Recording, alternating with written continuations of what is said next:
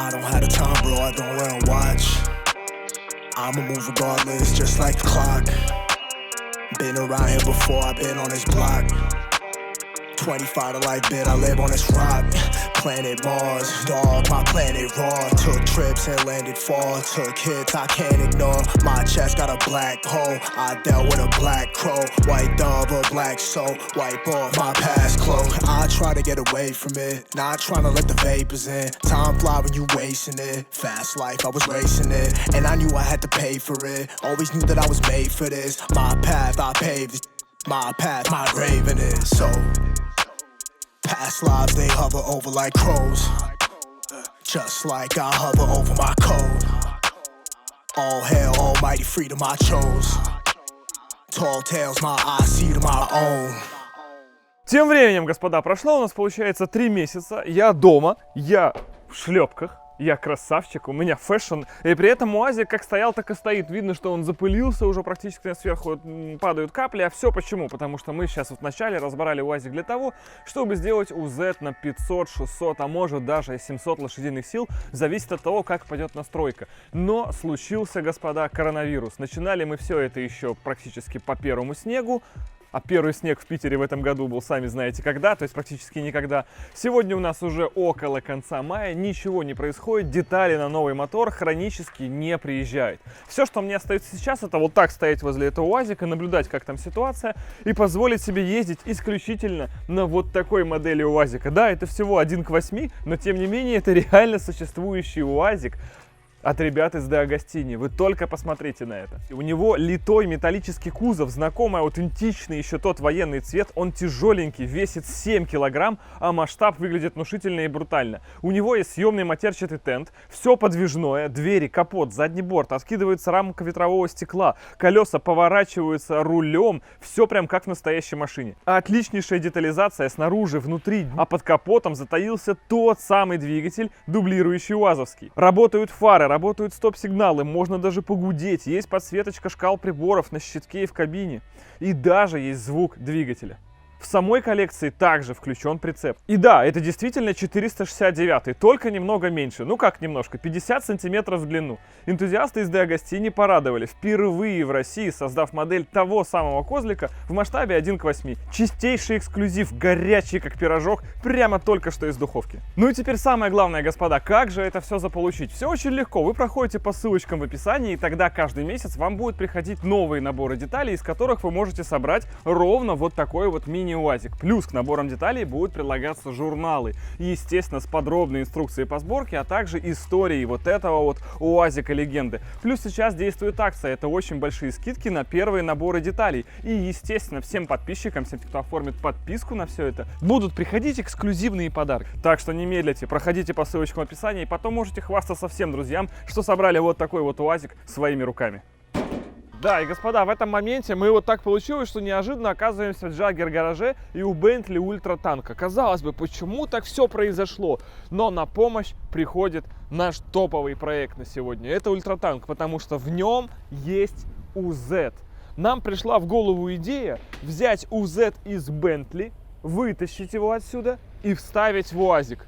А там другая Бентли. Вот теперь Джаггер-гараж, дядя Вань, ну ты просто, ну ты посмотри, ну вот это вот, блин, надо тебя сфотать, погоди. Ты фотался в ней, нет? Ну это надо сделать просто обязательно, блин, ну вообще просто тигр. Просто вот это вид имеет.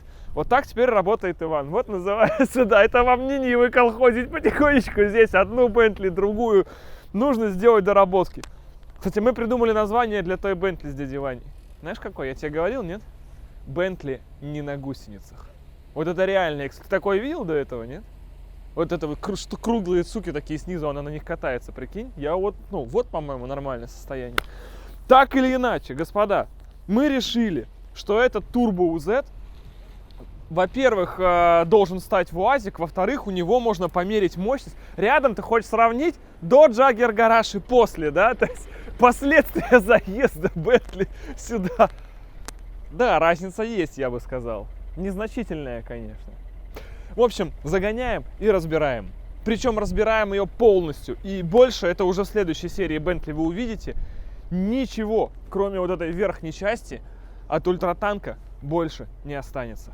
Не будет ни этого двигателя, ни этого гусеничного полотна, ни этой рамы, ни этого даже шасси. Вообще ничего. Все будет новое. В чем еще завязка именно этого мотора? Господа, это историческая фигня. Я только сам вчера вечером понял, но это первый в моей жизни УЗ. Это тот самый УЗ, который появился в 2015, наверное, или 16 году. Сейчас вот вставим те самые первые видосы, и встал в первую генерацию антигелика. В самые вот те первые попытки, вот когда антигелик еще на родном УАЗовском мосту, еще в гараже 13, Денис Роше свапал этот мотор в антигелик. И сейчас, спустя 4 года, этот же мотор, уже побывав в Бентли, турбанувшись, установив рекорды скорости на льду, немерено еще отдолбив в антигелике первой генерации, Денисом Роше снова будет установлен в антигелик. Господи, круг УЗ-ов в этой галактике замкнулся. Это просто невероятно. Почему я и люблю УЗ-ы, понимаете? Потому что я не знаю еще такого мотора, где по хардкору вот так Денис в апточке, у нас Денисы все время, да, Денисы. Ну и Иван Джаггер Гараж, безусловно, тут тоже, да, вот как-то вот заплелся в это. Ну мы сейчас это исправим, потому что Иван все-таки это отдаст, и здесь уже будет совсем другой мотор. В общем, получается так, что это тот самый первый двигатель, который столько на себе вывез. По хардкору был турбанут просто на стоке, 2 турбины, по 2 прокладки под бошки, чтобы его рожать, и шатуны от первого УЗ-то. Все, на сток мозгах, на всем. Он сколько уже пережил, судя по выхлопу, конечно, это уже последнее, что он переживает, и в принципе свое дожитие как раз идеально он будет осуществлять в антигелике. Плюс, поскольку он станет теперь в адекватную колесную технику, его можно будет загнать на стенд и наконец-то впервые узнать, сколько же в нем мощности. Господи, так всем интересно в конце этого видео. Сейчас сидит Денчик с вапточки, сидит такой, чем же кончится видос, сколько же там лошадей, как же это все будет жить. Денис Роше тоже такой сидит уже, хотя уже все это по идее знал, смотрит такой, нифига, вот это прикол, это снова мотор в моих руках. Я сам вот этого всего офигеваю. Оригинальный УЗ, первый в моей жизни, возвращается в первый в моей жизни серьезный кастом-проект. Мой мозг. Все, едем дальше.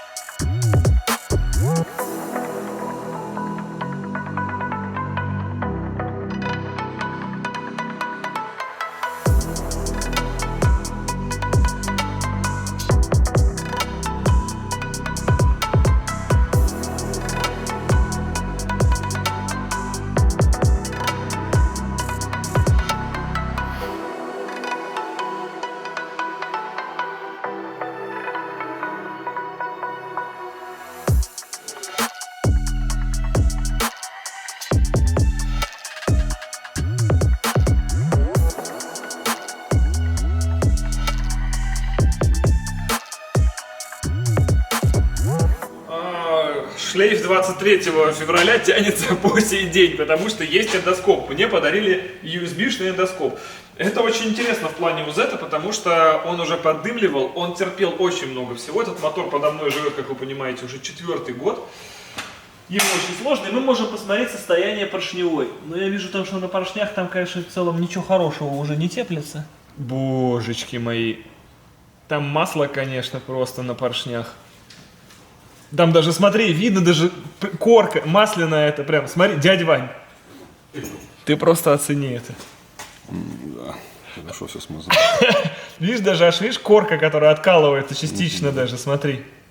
Опа, смотри, тут. О, это, смотри, вообще нормес. Второй. Вот что это значит. 7-й, 8-й. Второй Б, ну тоже, видишь, какой-то слой, а то, что там какие-то корки. Вот, типа стенки.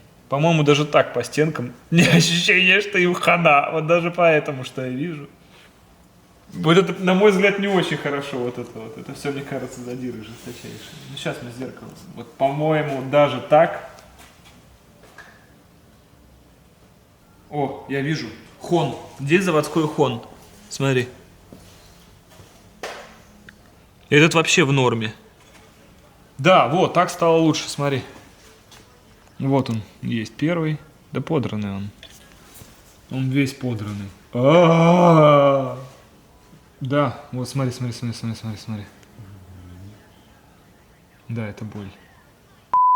В итоге времени прошло у нас ого-го, мы тут спорим в примерно цифрах, где-то от 2 до 4 месяцев. Америке наступил кирдык, неожиданно, потому что детали на УЗ должны были быть заказаны из Америки. Хотелось сделать действительно мощный мотор, в котором от этого мотора, который по-прежнему вот так практически стоит на заднем плане, это все тоже с ним никто за это время ничего не делал, потому что не из чего его собирать. Должен был остаться от него блок, бошки и, по-моему, практически все. Все остальные потроха так и не пришли.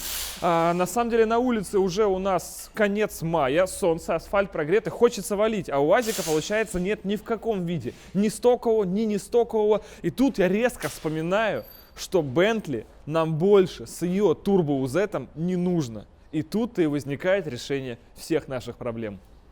И вот, собственно, наш УЗ турбовый, который лежит здесь. Осталось его, по идее, просто взять и вкинуть в УАЗик. То есть ничего, ну, по идее, страшного произойти не должно, исключая моменты, что турбы могут упереться в раму кастомную, которая у нас сейчас стоит в УАЗике. Но все не было бы так просто, если бы это не был заднеприводный 5-ступенчатый УЗ Дорест, а это ведовый 6-ступенчатый УЗ Дорест. Поскольку у нас сейчас антигелик обладает системой полного привода, не очень хочется ее лишаться, потому что, с одной стороны, на заднем приводе вы получаете дым жоговый и, ну, все вам завидуют. С другой стороны, полный привод — это эффективность и результат. А мы все-таки хотим поехать сколько-то больше, чем мы ехали до этого, больше, чем 6,5. Поэтому ставить назад держаковую резину, широкую, мутить что-то с дисками, вылетом, честно говоря, лень. Хочется сохранить полный привод. Соответственно, как это можно сделать? Взять коробку от этого мотора, которая была в УАЗике, поставить на наш третий УЗ Дорестовый, который был 5-ступенчатый. Но эти моторы также, помимо всего этого, отличаются еще дросселем, отличаются еще поддоном, потому что здесь поддон содержит внутри себя еще редуктор, из которого у нас привода на передние колеса торчат. Там, естественно, такого никогда не было, потому что мотор от заднеприводной машины. Также там поддон содержит еще отлив, так называемый передний поддон, то есть отлив масла у него здесь. А здесь он, опять же, посередине, как мы видим. Короче, надо из двух моторов, по сути, собрать некий один гибрид, к нему прифигачить эту коробку, мозги 6-ступенчатые, МАФ 6-ступенчатый, дроссель 6-ступенчатый. Датчики Дитона мы действительно очень рассчитываем, что они одинаковые во всех УЗ-тах шли все время, и тогда это к вечеру сегодня заведется и поедет. Все, я записываю.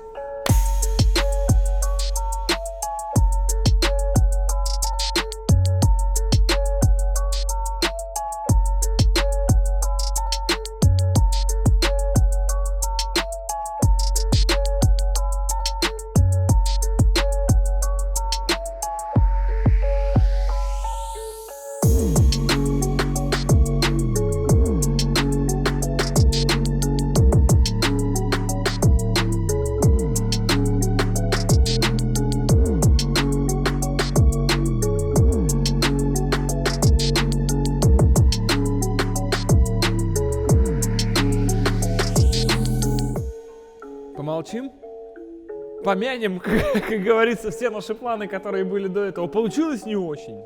Мы были очень близки, но тем не менее вот этот пайп, который раньше шел здесь внизу, потому что поддон был типа так, а пайп здесь, теперь просто упирается в корпус редуктора. Не в корпус редуктора, а вернее в поддон, это ладно, в поддон, но через него же идет еще полуось, привод сюда вернее. Все перепутал, но тем не менее более-менее как-то рассказал. Но это еще ладно, сам редуктор, вот собственно, его точки крепления. Вот здесь должен висеть передний редуктор.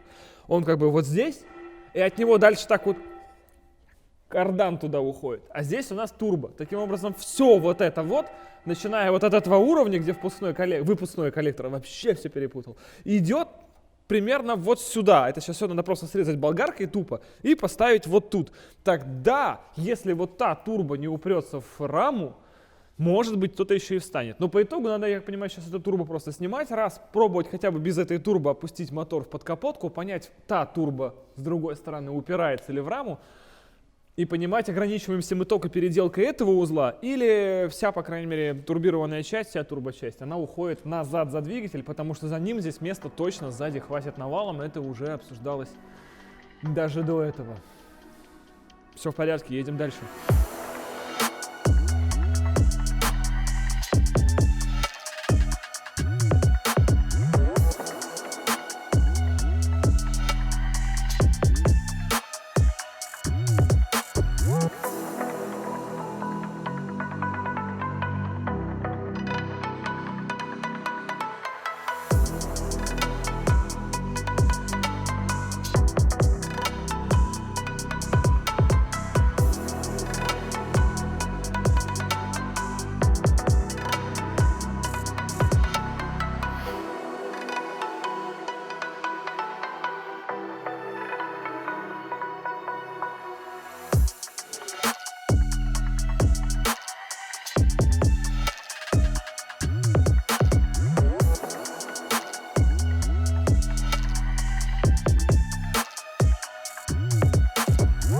Итак, у нас вечер первого дня, и в принципе мотор даже на месте. Остается халява. Дэн, сколько по срокам остается?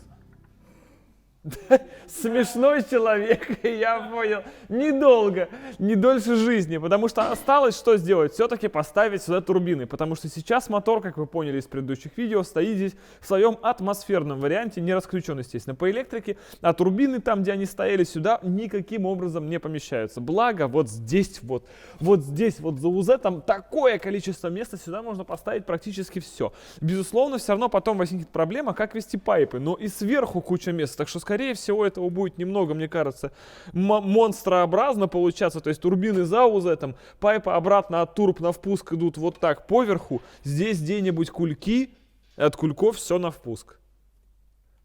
Ну, я, по крайней мере, так себе это вижу. Я не знаю просто, куда это запихнуть другое место, это раз. И два, поскольку мы все равно после этого мотора ждем уже нормальный мотор, поэтому сейчас, наверное, нет смысла супер каких-то изъеживаний делать и прям все совсем аккуратно, а сделать, опять же, задачу рабочую версию, чтобы померить, сколько все-таки в этом моторе лошадей и сколько он еще под всем этим проживет. Так что дальше остается вот это вот все, вот это вот 1000 раз примерь, приварить, все разрежь снова и так далее, скрупулезная работа, после которой уже электрика и едем.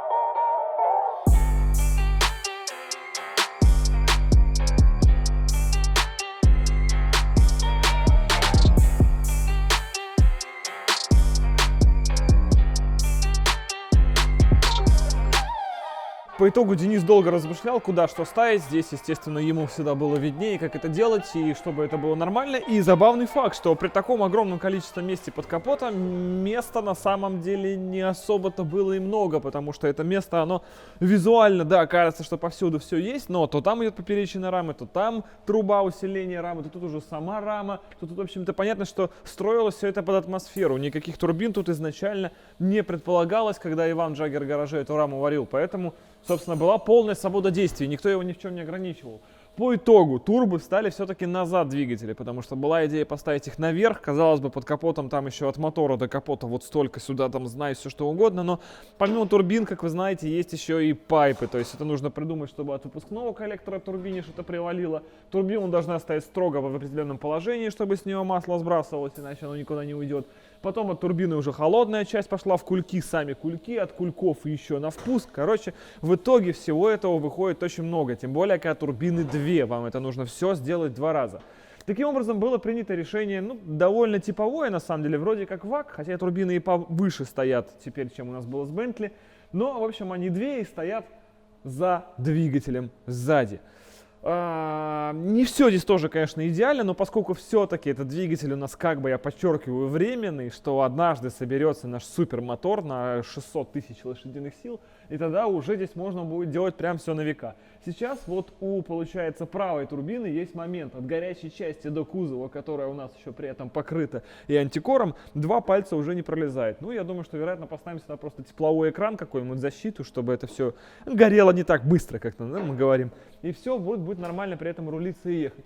А по левой стороне вообще я считаю, что все нарядненько стало. Конечно, можно было лучше, и самое печальное, что оставлены сток-коллектора, но через это, учитывая, что у нас оставлены те коллектора, которые стояли еще на Бентли, и этот мотор собирался именно так, мы наконец-то узнаем, сколько же в том самом конфиге, на сток-коллекторах, на турбах, во всем практически том же самом, здесь было лошадей. То есть можно сказать, что эксперимент, если мы хотим узнать, что же все-таки тогда Денис с свап-точки построил, будет самый честный.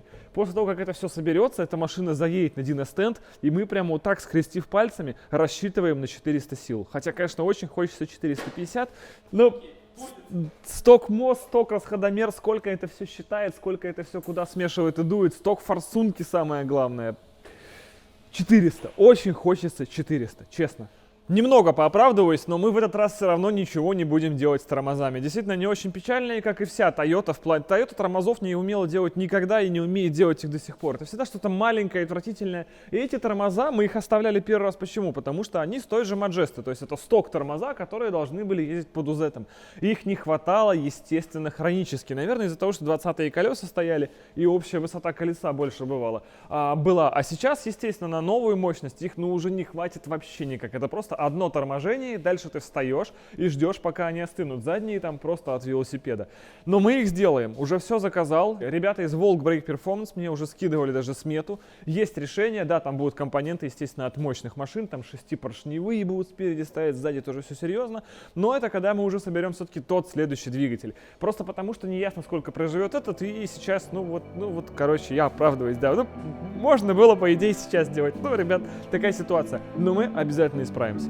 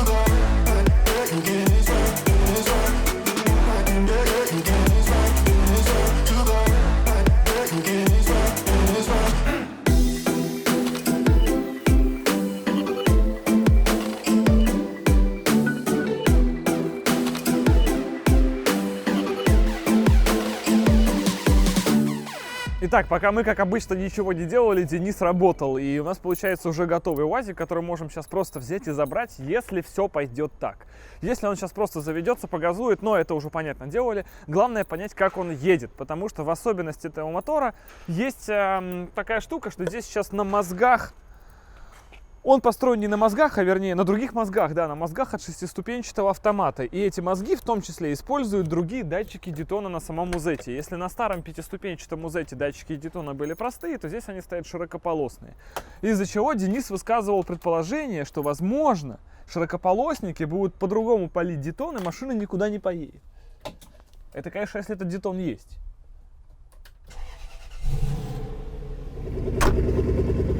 Да, звук теперь, конечно. Звук теперь чисто AMG, потому что битурбовая V8. Соответственно, все очень похоже. Замечательно. Надо пневму подкачать.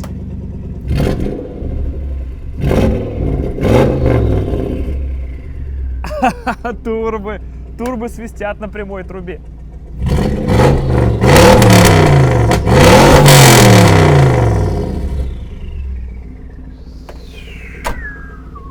Короче, у нас теперь еще убран резонатор, поэтому получается от турбы до конца именно громкой магистрали, то есть до короткой трубы, больше ничего нет. Это просто турбина, которая дует, сразу получается выхлоп. И все, ни резонаторов, ни пламегасителей, вообще ничего. Соответственно, звук, естественно, очень дикий. Не, короче, на горячую все, вот он прогрелся, по-моему, он нормально работает. Я не знаю, что Дэн переживал. Короче, все, огонь. Греемся и едем. Главная новость. Проехались километров мы, наверное, 25, перестало дымить из труб. То есть выгнало масло, видимо, из мотора, которое там было, потому что турбы в него гнали масло. Выгнало масло из самих турб. Все просохло, смесь у нас, видимо, стабилизировалась. Скорее всего, если из смеси убрали масло, она относительно того, что было, забеднилась. На нашем супер надуве. Интересно, что будет, посмотрим. У нас пока нет диагностики, у нас пока нет ящер лоджика, но у меня есть четкое такое в голове представление, что он сейчас толком все равно нормально не поедет. Что будет он сейчас заикаться. Ну что, я тебя сразу спрашиваю, Владян, ты готов? Я-то готов, я уже пробовал чуть-чуть. Ну давай.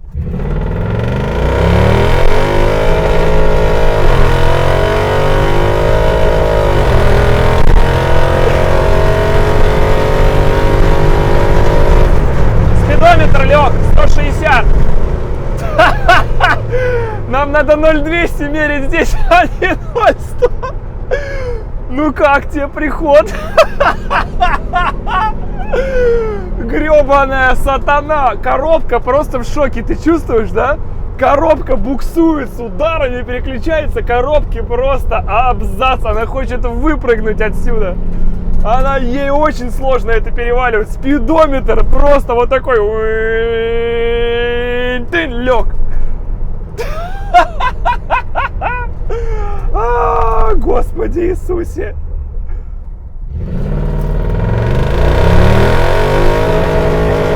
Так, плохо. Ну не знаю, 140, 160, 170 где-то.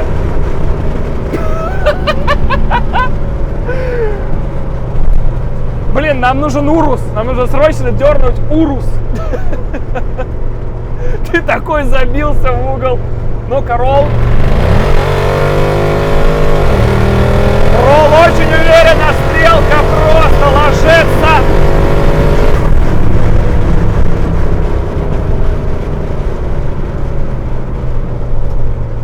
Ему на второй не зацепиться передом, ты это чувствуешь? Морда такая, оп-оп-оп, рыщет, где там асфальт, там, пожалуйста, дай моему приводу хоть что-то. Очень жесткий борщ. У нас нет даже бустометра, мы это все доставим вот прямо сейчас, потому что мы вот собрали, выехали, чтобы понять, оно вообще заработает или нет. Потому что это гибрид двух УЗ-ов, двух коробок. Широкополосные датчики Детона стоят на моторе, который типа делался под обычные датчики Детона. Непонятно, что там должно. По-моему, он не обрубает мощность по ощущениям. Я не знаю, сколько там ее тогда, если он сейчас ее обрубает. В повороте я сейчас газ не нажму. Но коробки очень плохо. С первой на вторую, когда он переключается, вернее, с первой на вторую еще, ну так, со второй на третий, все справно. Ай, скоро все это сломается. Но пока наслаждаемся. Едем на замер.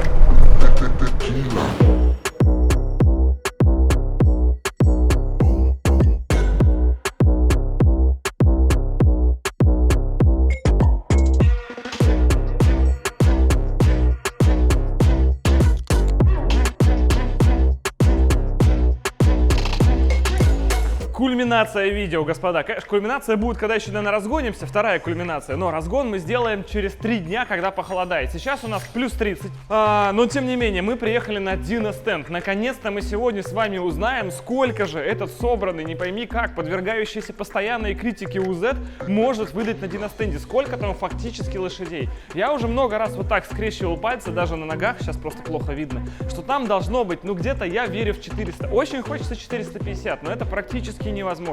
Чтобы он выдал 450, в него нужно дунуть, наверное, 1,3. Столько эти турбины не смогут. Я очень верю в 400 лошадиных сил. Но у нас есть, естественно, моменты с коробкой и так далее. В общем, непонятно. Плюс сегодня реально жарко. Я переживаю за это. В общем, мы оказались в лаборатории скорости, и буквально через несколько мгновений этот стенд расставит все на свои места.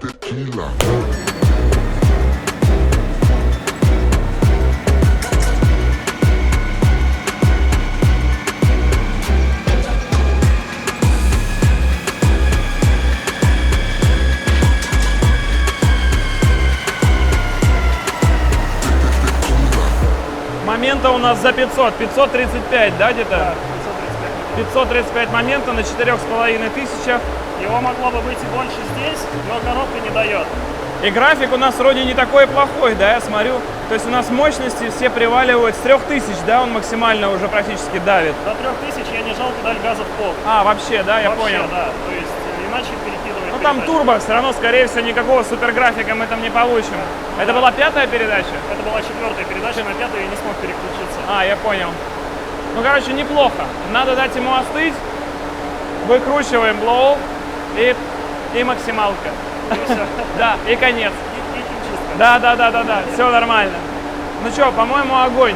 Даже сейчас, даже на 0,3, а 0,3, я считаю, это тот давляк, при котором он будет жить. То есть 0,3 это не супер космический надув.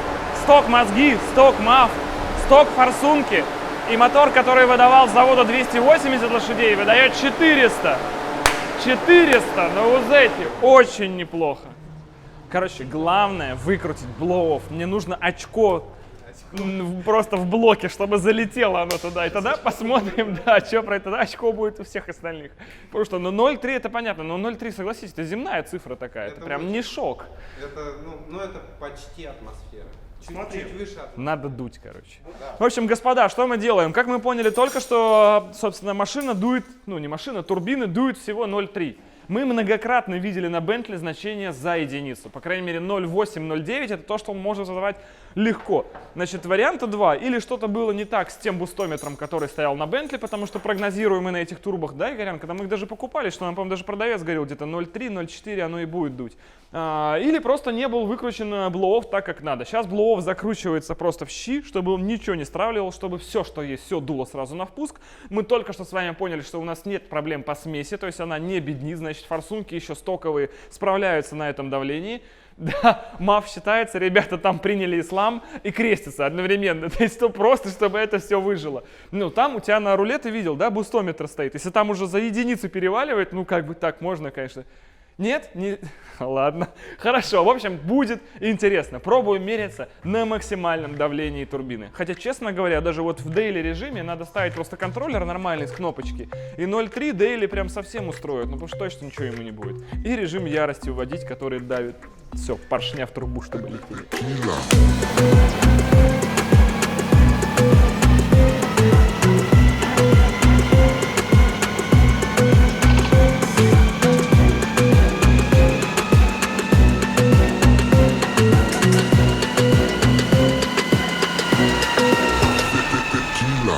Че, какая информация есть? Мы на стенде нашли лишние детали, сейчас пытаемся... Стенд развалило. Вот УАЗик мощь. Как бы эффект не меняется, вот этот вот. Ага, я понимаю, то есть тебе нормально, это самое главное. Да. Машина, она прежде всего под настроение заточена. Короче, давка теперь 0,4. Лошадей у нас стало... На одну больше. Это важно, конечно. Да. 393. Но у нас прибавилось момента. А момента стало 560 практически, 558. Да, достойно. И 8, да. Момент тема, момент низы дает. Хотя момента тоже на скольки оборотах? 558. И при этом смотри уже, как сильно смесь проваливается. Она уже беднит. Все, я понял. Короче, все, тогда все устраивает, ставим 0,3 и не выеживаемся. Да. Если зачем нам бедная смесь? Он только развалится. Да. Все, огонь. Знаешь, почему я еще думаю, у нас было подозрение, когда мы строили этот мотор, почему он сейчас не дает полный буст? Потому что сейчас стоят широкополосные датчики детона, а на том моторе стояли простые датчики. И, возможно, он нюхает, улавливает, что детон, и осаживает его. То есть, возможно, тот двигатель был даже мощнее. В идеале перемерить все-таки холодную погоду, потому что я уверен, что жара сейчас даже с коррекцией по САИ. Нас просто устраивает цифра 400, все в порядке. Это в любом случае, как этот мотор собран, здесь точные цифры нам абсолютно не интересуют, так что все очень здорово. Самое главное, у нас куча вот этой исчерпывающей информации по смесям, по температурам всем, то есть прям все огонь. Короче, ставим...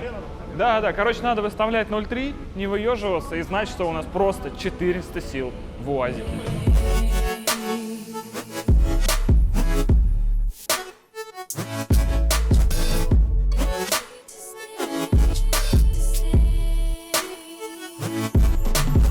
Следующая интересная информация, которую мы не знали с самого начала постройки этого автомобиля, это его масса. То есть я рассчитываю, что антигелик весит 600 тонн, наверное. Чтобы узнать это значение, мы приехали в гараж к Сергею Леонидовичу Кабаргину. Каждое видео присутствует Сергей Леонидович. Каждое. Ребята, оплачен годовой пакет раскрутки, сами понимаете, надо как-то крутиться. Также еще, это можно назвать глубокой интеграцией головы мужчины с компанией по эвакуации автомобилей, которая называется «Шериф». А нету татуировки со звездой? Нет? Там, сейчас начнем. Но самое главное, машина стоит уже на плитах, соответственно, можно узнать, сколько же она весит, каждое конкретное колесо. Левое переднее 475, 471 правое, и задние 390 и 400. Итого суммарный вес, к сожалению, господа, 1703 килограмма. Чуть тяжеловат. 703 тонн. Это действительно тяжелее, чем твоя BMW, Владян? Твоя, наверное, 650 тонн, да? Типа что-то такое? 500 с лишним? Ну и ты, итого 1,8. Все, совпало. Значит, по осям развесовка у нас. Передняя ось получается у нас типа сейчас калькулятор бы надо взять, 470 умножить на 2. Это 940 где-то передняя ось. Сейчас, погоди. Что можно нажать? 0? Все сломалось. Ну, короче, все, что мы знаем, это из тонны 700, морда весит 940. Значит, зад весит где-то 800 с чем-то. Развесовка в целом неплохая, но, конечно, эта штука тяжеловата. Даже не могу предложить из-за чего. Если на морде мы можем понять, что это УЗ с турбинами, это как бы V8, да, то разница с задней осью-то составляет, извините, 100 килограмм. А ведь сзади у нас нет практически ничего. Это долбанный УАЗик, там даже свеса нет, там только редуктор, подрамник и все. А ведь еще станут более тяжелые тормоза сюда в следующей серии. И тогда мы будем весить тонну 800. Немало. Но поэтому уже собирается более мощный мотор. Все, нам осталось только узнать теперь разгон до 100. 400 лошадиных сил, 550 момента крутящего и 1703 килограмма. Вывод. Короче, Супротек. Долго объяснять, долго рассказывать, но суть проста. Двигатель уже в задирах, вы знаете, он, скорее всего, не жилец, и коробка, скорее всего, ляжет. Поэтому нужно попробовать Супротек, потому что в интернете есть неизменное правило.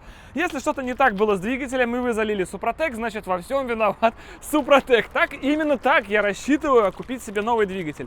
Фактически узнаем, поможет или нет.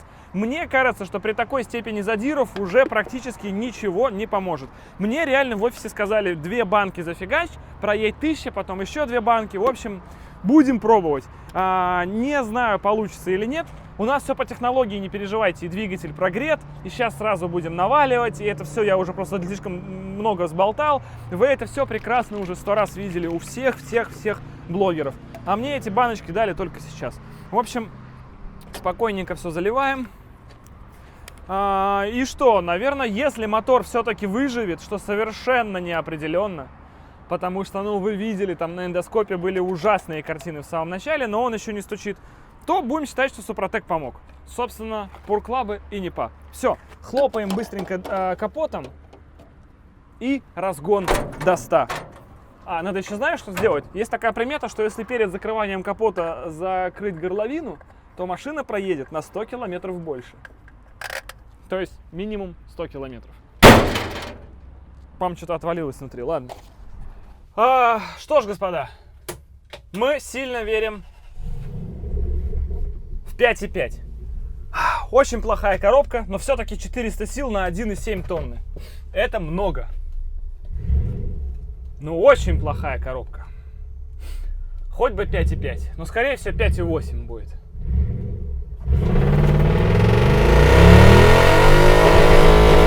Давай! 4,9! Есть! Выезд из 5! Выезд из 5! Вот это да! Выезд из 5! В рот наоборот! Выезд из 5!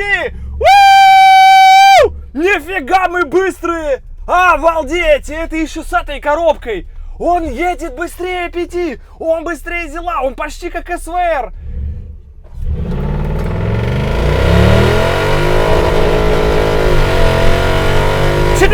Стабильно! 4,9! 4,9! Обалдеть! Он даже все наши самые смелые ожидания. Ну, как ты считаешь? 5,2? Ха! Ты чё? Выезд из 5. Да, выезд из 5! Я сейчас орал! Выезд из 5! Вы 4,9! 4,9 метет парень, прикинь? Совсем чуть-чуть и X5 идут в лес. Обалдеть! 4,9! 4,9! Обалдеть! Чувствуешь же, что метет прямо? 4,9! Это еще с такой коробкой. Просто быстрее передачу переключите, это будет 4,7. Со СВРом гоняться, с X5 гоняться. Давай еще разок попробуем. Давайте попробуем еще раз и залочим муфту, чтобы прям жестко был полный привод, прям настоящий. До 100 должно хватить.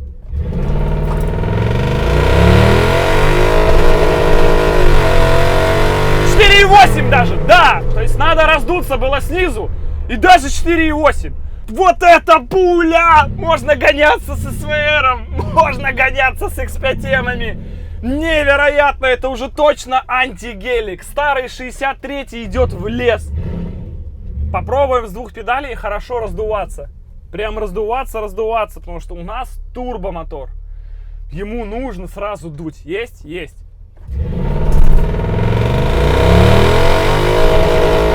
Первая сливает 4,8. 4,8 уверенно, если раздуваться. Просто огонь. Просто огнище. Как едет эта тачка. С места бешеный рывок. Надо раздуваться ему.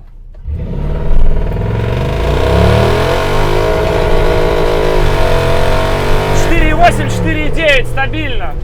Все огонь. 4,8 наш предел, это точно. Пока коробка не перегрелась, мы это знаем. Супер. Но 4,8. 4,8, если с места подраздуться. Если не раздуваться, грубо говоря, просто с двух педалей, ну как бы с двух так быстро отпустил тормоз, да, не раздуваясь, это 4,9. Но у него нету ланча, то есть он как и в Lexus это было, на нажатом газу его тормоза не держат. Поэтому не раздуться мотору перед сбросом тормоза, соответственно, на турбомоторе мы теряем очень много, потому что без раздува снизу, без буста, первую половину первой передачи он едет на атмосфере, как и был на своем старом показателе. То есть это 280 сил и 440 момента. И потом, естественно, сверху еще приваливают турбины, и это уже все сатана. Стабильно из 5, стабильно из 5, ни разу не было даже 5 ровно. Всегда из 5 едет, всегда. Это еще на этой передаче, на первой, ты слышал, да, которая вот это там еще думает. Если он просто будет быстрее переключаться, все, 4,7, 4,6, 100% будет. Надо сделать коробку.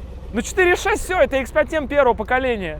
Добрый вечер. Это точно быстрее, чем P63 гелик, который на старом 5,5 битурбовом моторе. То есть это уже антигелик точно. Все. Редко какой гелик его сейчас объедет. Только новый, который едет, по-моему, 4,7, 4,4, если не ошибаюсь.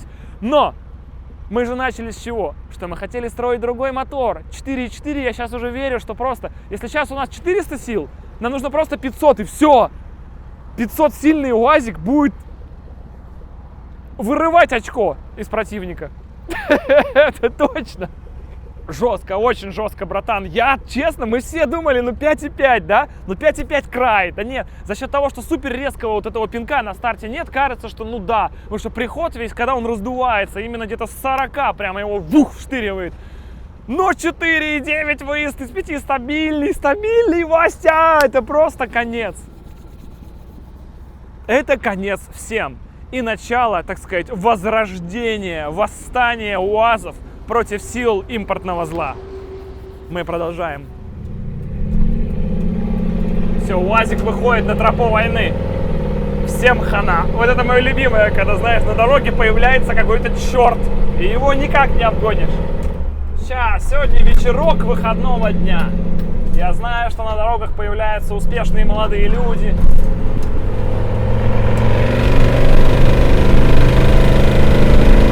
Какой он крупный, Вася! Очень незаметно скорость развивается, прямо он действительно быстрый. Ты не давишь, а стрелка-то прям ложится туда. Удивительно. Удивительно, конечно, сколько там под педалью запаса.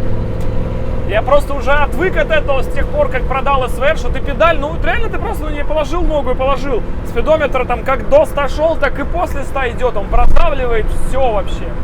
Очень комфортно вот именно в городе это ощущение, когда у тебя анлим мощности, по сути.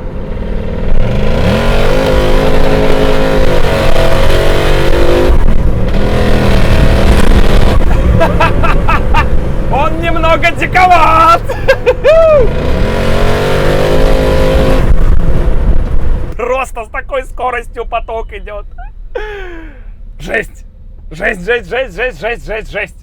Все происходит быстрее, чем ты можешь даже подумать. Ты только представил, что ты сюда прыгнешь, все, он уже об тебя опережает просто на корпус, на 2 прям мысли твои. Надо быть прям аккуратный с ним.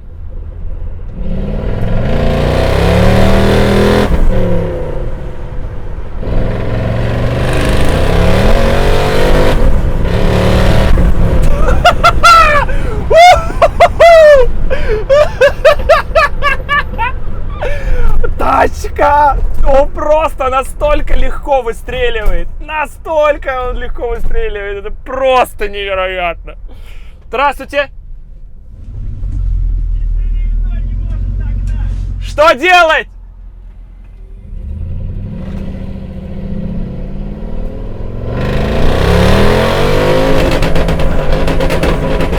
Коробка, все, есть. Конец.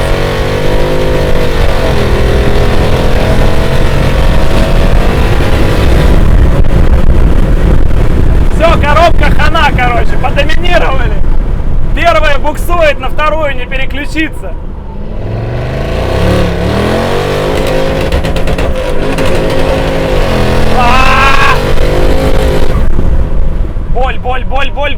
Боль. Остаются просто считанные разы. Кайен зажжется сейчас. И мы сольем ему, потому что у нас нет конца первой передачи. Ну, Кайен станет, он там нажимает спорт-режим, да.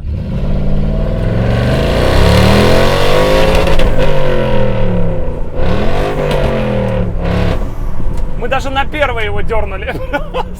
Хотя мы даже стартанули позже. И только первая, вторая не переключилась, и все равно мы его дернули.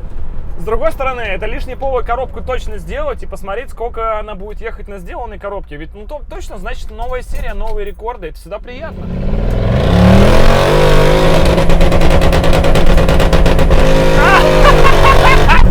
Небольшое переключение на 2 секунды. Ну, короче, да, мы просто положим мотор таким макаром.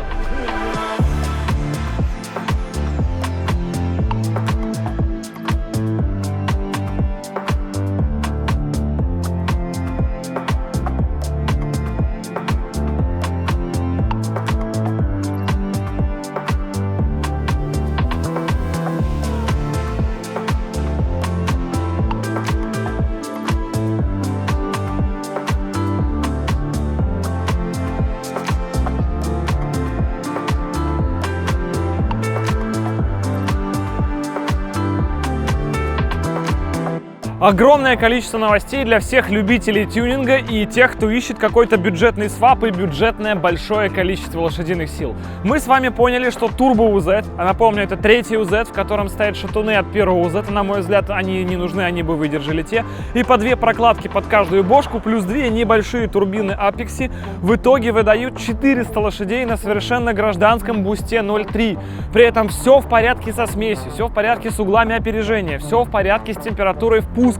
При этом для охлаждения интеркулера используется, собственно, 2 маленьких кулька от Bentley Continental. Это вот такие квадратики, это очень дешевое и простое решение, если вы только не от Bentley их покупаете. Конечно, и в целом не нужно большого интеркулера, потому что при таком небольшом давлении 0.3-0.4 нечего там особо сильно охлаждать. При этом все это стабильно, все это на сток-железе, это не нужно настраивать, это тойотовский родной расходомер, это тойотовские мозги, это тойотовские даже датчики Детона, все здесь практически оригинал. То есть это максимально дешевый способ на сегодня получить стабильно 400 лошадиных сил. Вам потребуется 3-й UZ, 2 родных прокладки под каждую бошку, все, пара турбин, много пайпов и прямые руки. В целом, для тех, кто в теме, это очень дешевый способ сделать такое количество стабильной мощности. При этом родная коробка все еще пока держит, это реально здорово. При этом машина весом 1700 килограмм под этим конфигом выезжает из 5.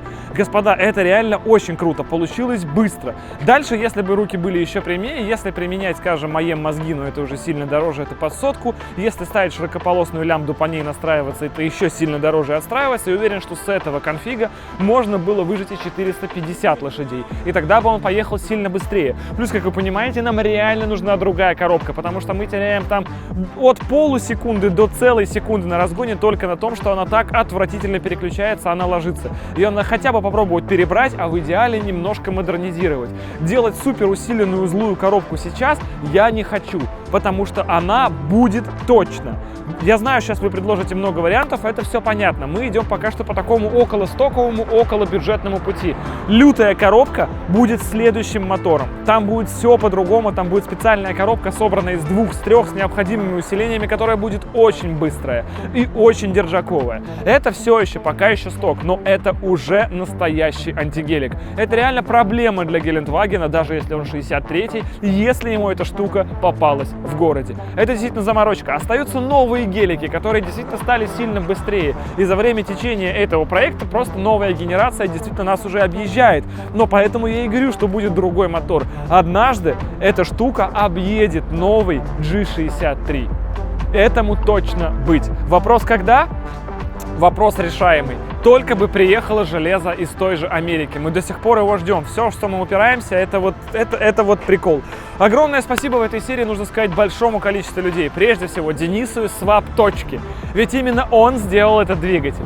Ведь именно он очень боялся, что это ничего не поедет. Он делал это практически на коленке и говорил: Костя, это бред. Но, Денис, тот двигатель, который ты сделал, до сих пор здесь живет, ездит, и мы на нем уже на Бентли съездили, на Байкал, и чего только не было, и в Хибины Бентли на нем ездила, и все это реально живет. Огромное спасибо Денису Роше из компании Роше Рейсинг, естественно, который внедрил это сердце в этот УАЗик. Ну, естественно, всегда мы не забываем говорить спасибо Ивану Джаггер Гараж, который строил эту раму, на которой покоится весь этот УАЗик. Огромное спасибо всем, кто его красил. Вообще огромное количество людей в итоге привело к тому, что перед нами стоит то, что стоит. И машина далеко не готова, потому что в следующей серии опять другой двигатель, в следующей серии другие тормоза, в следующей серии надо немножечко заморочиться с селектором переключения передач, чтобы он был нормальный, как у УАЗика, просто кочерга из пола. И еще очень много чего. В общем, в любом случае, эта машина с нами не прощается, и цели у нас, ребята, низкие 4 секунды. Мы помним, как эта машина переваливала выезд из 7, как она переваливала выезд из 6, сегодня был выезд из 5, но низкие 4 еще впереди, господа. И для этого нам потребуется очень много усердия, очень много времени и очень много качественного железа. Спасибо вам, что смотрели это видео. До встречи в следующей серии. Пусть редко, но согласитесь, как же пышно они выходят. Удачи вам и пока!